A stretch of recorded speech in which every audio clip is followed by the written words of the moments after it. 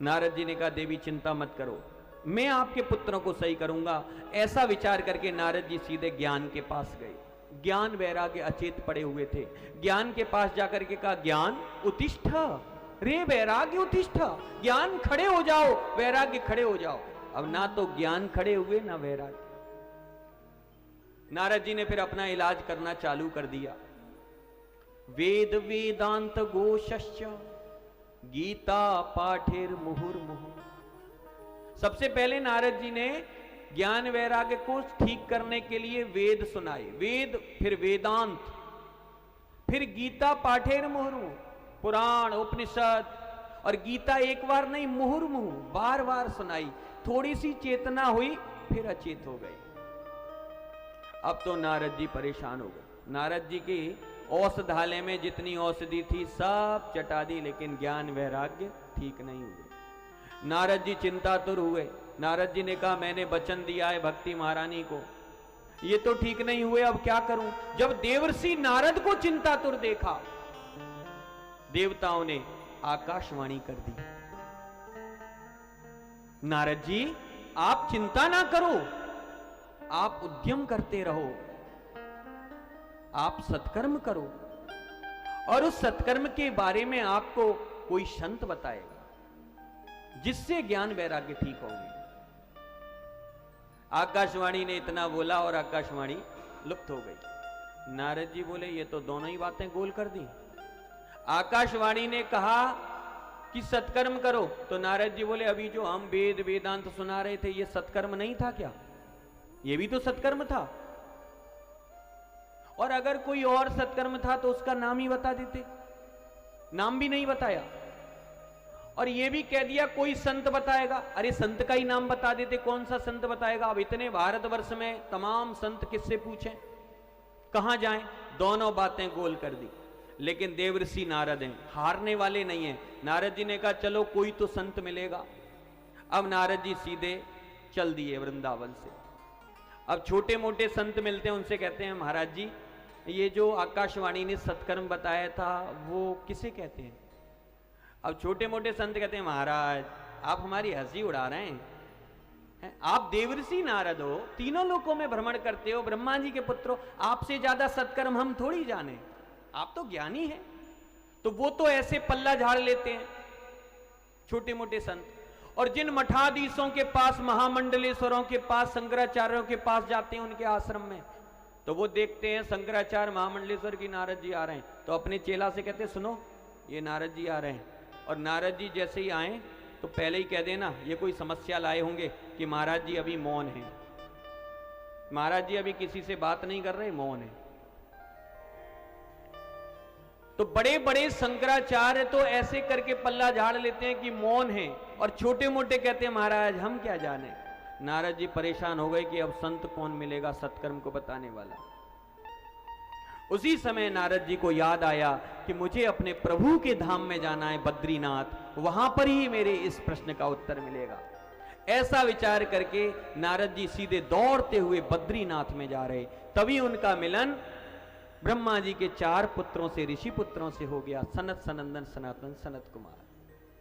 पूरी कथा सुना दी। फिर बोले महाराज अब आपसे बड़ा संत तो मुझे कोई नहीं दिख रहा। आप पूर्वजों के पूर्वज हो गए, लेकिन अपने तपोबल से कभी 5 वर्ष से बड़े हुए ही नहीं, इतना आपका तप है। इसलिए महाराज अब जो सत्कर्म बताया था आकाशवाणी ने, आप ही बताओ वो सत्कर्म क्या है।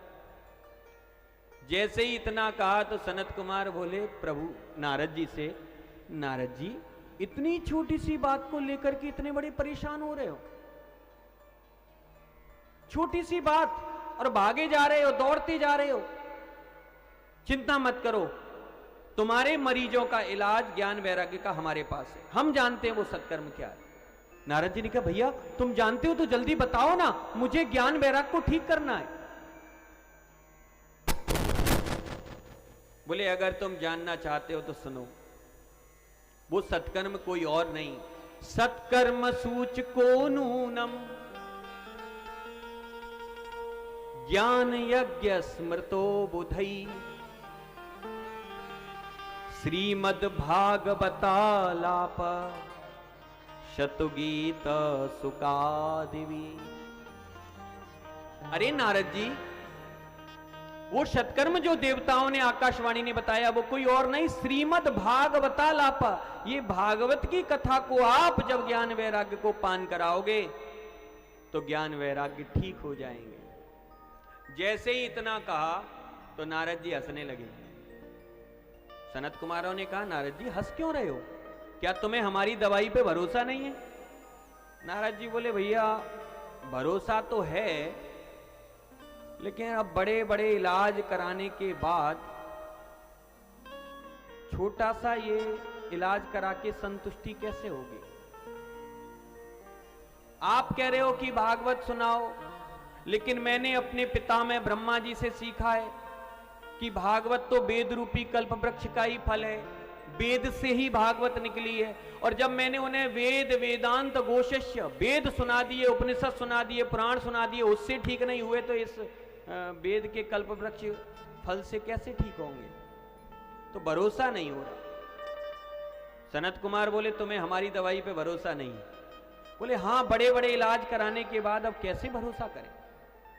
सनत कुमारों ने कहा, महाराज आपने बिल्कुल सही कहा कि श्रीमद् भागवत वेद रूपी कल्प वृक्ष का फल है, लेकिन महाराज आप जानते हो, कोई आम खाने वाला व्यक्ति ये कहे कि आम बड़ा मीठा है, कितना स्वाद है, तो जब इस आम में इतना स्वाद है तो इस आम को जिसने पैदा किया है वो कितना मीठा होगा।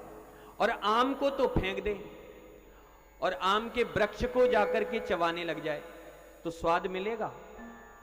बताओ, अरे बताओ जोर से, मिलेगा पेड़ में स्वाद? स्वाद और रस लेने के लिए कहां जाना पड़ेगा? फल के पास। तो सनत कुमार बोले, देवर्षि नारद, हमें रस लेने के लिए, स्वाद लेने के लिए फल को पाना पड़ेगा, पेड़ में वो स्वाद रस नहीं है। इसी प्रकार वेद रूपी कल्प वृक्ष का जो फल है वो है श्रीमद् भागवत। उस फल का पान आप जब ज्ञान वैराग्य को कराओगे तो अवश्य ज्ञान वैराग्य ठीक हो जाएंगे। जैसे ही सुना नारद जी बोले, भैया आज समझ में आया। पढ़ लिख करके कोई कितना बड़ा विद्वान क्यों ना हो जाए, लेकिन जब तक आप जैसे संत का संग नहीं करेगा तब तक शास्त्रों का रहस्य समझ में नहीं आएगा, तब तक नहीं आएगा जब तक संत का संग नहीं होगा। और ये हकीकत है बंधुओं, आप कुछ भी बन जाओ, कलेक्टर बन जाओ, डीएम बन जाओ, पीएम बन जाओ, सीएम बन जाओ, लेकिन जब तक संत साथ में नहीं है तब तक सब निर्थक है। बिना संत के उद्धार नहीं है।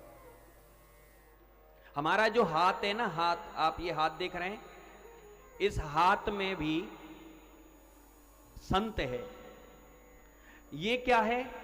अर्थ, धर्म, काम, मोक्ष, अथवा ब्राह्मण, क्षत्रिय, वैश्य और चतुष्पद। और ये क्या है? संत। ये संत है।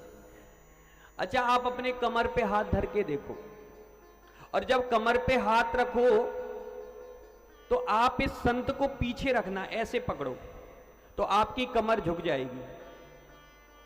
संत को पीछे करोगे और वर्ण और धर्म और कर्म को आगे करोगे तो आपकी कमर झुक जाएगी, और आपकी जो स्थिति है वो आप समझ रहे होगे कैसी हो जाएगी। और अगर हम संत को आगे करें, इस तरीके से करें, तो छाती बाहर आ जाएगी।